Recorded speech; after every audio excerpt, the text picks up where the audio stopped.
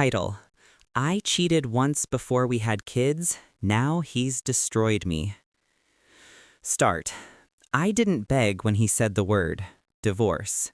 He let it drop like a blade across the dining table, his voice steady, his hands calm.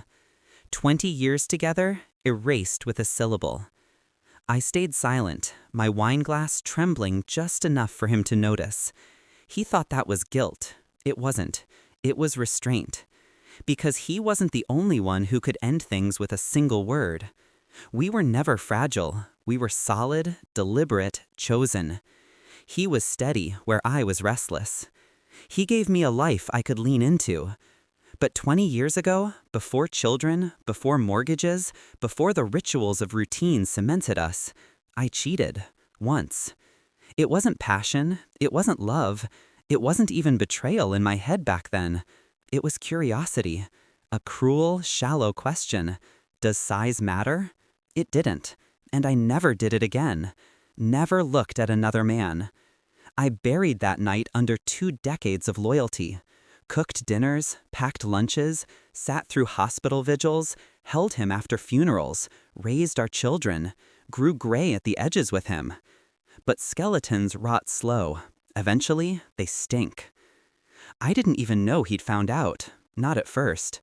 His eyes lingered longer, his touch cooled. He began cataloging my movements like an accountant, quiet, exacting, suspicious without accusation.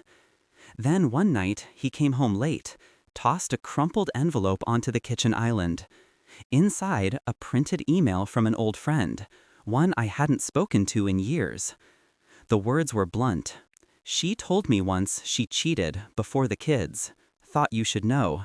You deserve better. He didn't yell. He didn't curse. He just stared at me. That was worse. And I felt the air shift, like watching a storm gather at the horizon. He thought he was the only one allowed to punish. But silence is a crucible. I sat in it, burned in it, hardened in it. If he wanted war over a mistake I never repeated, he would taste it in full. So I planned. I began moving money, slowly, quietly, accounts he didn't know about. I copied documents, his pension statements, his stock options, his company's quarterly reports. Every late night at the office became my advantage. I hired someone to follow him. Not for women, I knew he wouldn't, but habits, weaknesses, pressure points. What I discovered was better. He'd been avoiding taxes, small, clever manipulations, enough to hang him if displayed correctly. Funny how betrayal has layers. Mine was flesh. His was greed.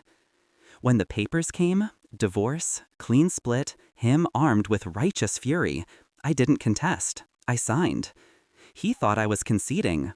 But while he gloated in his moral high ground, I slid copies of his financial irregularities into an anonymous envelope and mailed them where they would sting most, his company's compliance office. The first cut was professional. His suspension came fast. His face pale and tight as he told the children Daddy might be taking time off. He blamed stress. They believed him. For now, I had prepared for exile. While he thought he was stripping me bare, I had already purchased property in my name. Quiet, modest, far enough from his world that his shadow wouldn't touch it. I let him believe I was scrambling, begging, drowning. And when he offered a compassionate settlement, a fraction of what he owed, I declined with a smile. Because by then, the tax office had taken interest. His accounts were frozen, his power gone. It happened in our old living room. He came storming in, papers in hand, his empire collapsing. His voice cracked for the first time in years. You did this.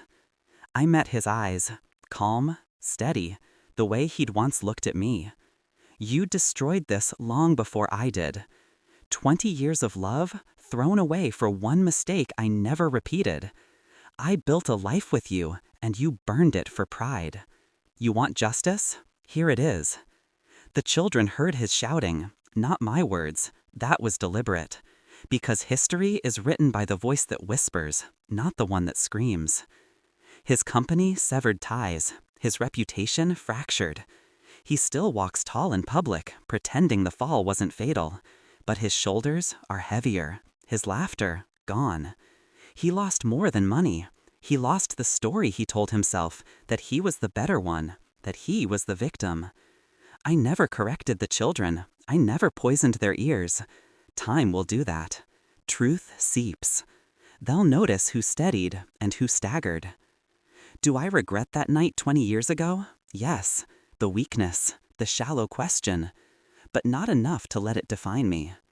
What I regret more is believing loyalty erased sin, that love was enough to bury a mistake forever. But I don't regret this ending. He wanted to ruin me for a single act of flesh. I ruined him with patience, calculation, silence. And when I see him now, hollowed, smaller, still convinced he's righteous, I don't feel triumph. Not really. I feel balance. Because betrayal is not about the act. It's about who survives it. And I survived. He didn't.